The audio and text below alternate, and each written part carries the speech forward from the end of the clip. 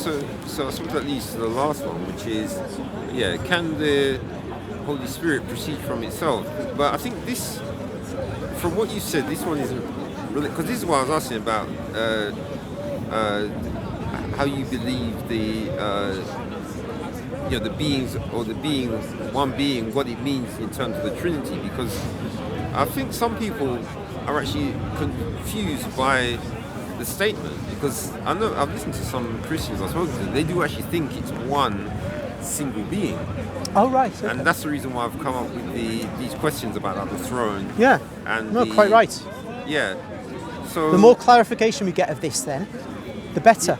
Yeah, but what I think is that a lot of people they say they believe the doctrine, but I think some people, they're not really clear on some of the details of it. Do you want to know the secret? I think 99.9% of us don't have any idea what we're talking about when we say the Holy Trinity. It's the most complex thing. Yeah. I blame God, but that's just me. Well, no. You'd blame us. I blame God. Yeah, I think God's fine. He's Father and Son, so there's no confusion. All right. Yeah. But you were asking a question though about the Spirit, weren't you? I thought you were asking about the Spirit proceeding from Himself for a moment. Yeah, because what it is that, it's more a question for the people that believe the Trinity is a single being. Okay. Because then that question would then, because if that single being has the Holy Spirit in it, that means that the Holy Spirit, when it says in the Bible it proceeds from the Father, those Trinitarians would have to say that it actually proceeds from the Trinity. So that means it's proceeding from itself. Oh no, because the Father is one person in the Trinity. So if the Spirit proceeds from the Father, He's not proceeding from the Trinity. He's proceeding from that one person of the Trinity. Yeah, but you believe, even though, when you say they've got one essence, you're not saying that they're one being as in one essence. You're saying they can be separate, but just have the single essence. Yes, so for example, analogy again, a mother has 3 sons. Yeah. They each possess fully her love, but they don't possess a third of her love. Yeah. They each possess it fully, but they're still 3 individual sons of the woman. So that's another way of talking about it, but that's a kind of slightly separate thing, but it's a relevant issue when we talk about Trinity as an analogy. But I'd say that. But remember that you are what you eat, what you think. Yeah. So the procession from the Father is, yes, that happens by way of spiration, as I said earlier. The Spirit proceeds from the Father and from the Son, because Jesus says He's sending the Spirit as well. And so, again, it fits in with our doctrine of the Holy Trinity. Right. That's wondering. So you're saying, you said there's a difference between inspiration and generation. Yes, because otherwise we could say the Spirit is the second Son of the Father. Yeah. So then, how do they? What do they? Because I presume they'll either be Greek or Latin words. I presume Greek. Well, I think both us Latins and the Greeks in the East formulated Trinitarian doctrine using Latin and Greek language respectively. Yeah. So we have we speak of hypostasis and ousia, in terms of essence and the nature of the Godhead. So it's there's this different languages, different terminology, but it's the same meaning. Right. So what?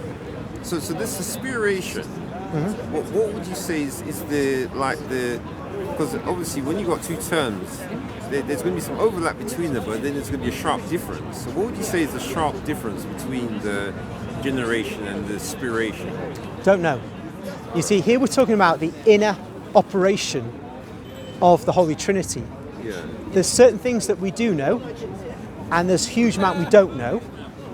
God has seen fit to give us a certain amount of knowledge, a certain amount of revelation, and a certain amount can be deduced from the revelation that we have. Right. But this is fundamentally a divine mystery, in that we can't access every mechanical piece that makes up Yeah. God. Now, it may be the case that the question you've asked has an answer which Catholic theologians have and I just don't have. Right. You know, maybe that. Yeah. But I can't give you an answer to that. I think it lies in the realm of divine mystery which has not been revealed to us. So I see. So what actually happened is that they use the word, but they just use the word just to make a distinction, not that it actually describes anything specific.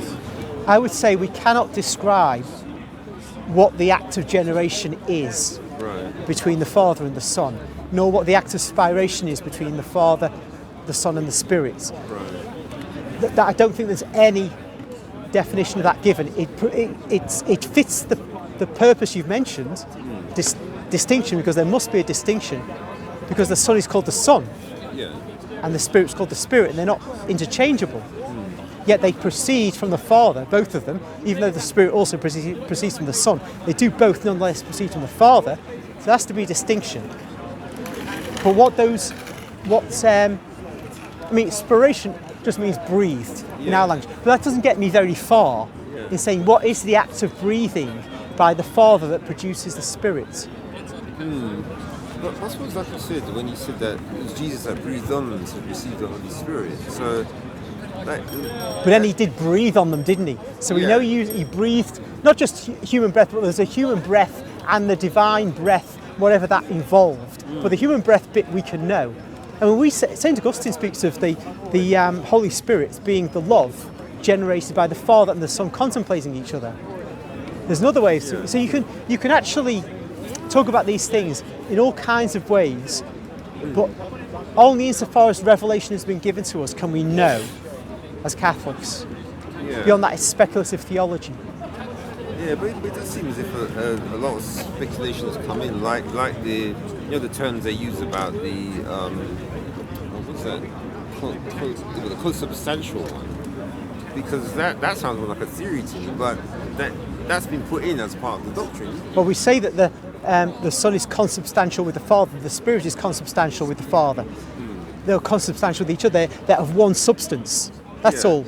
That they all possess the one divine substance, the one ousia.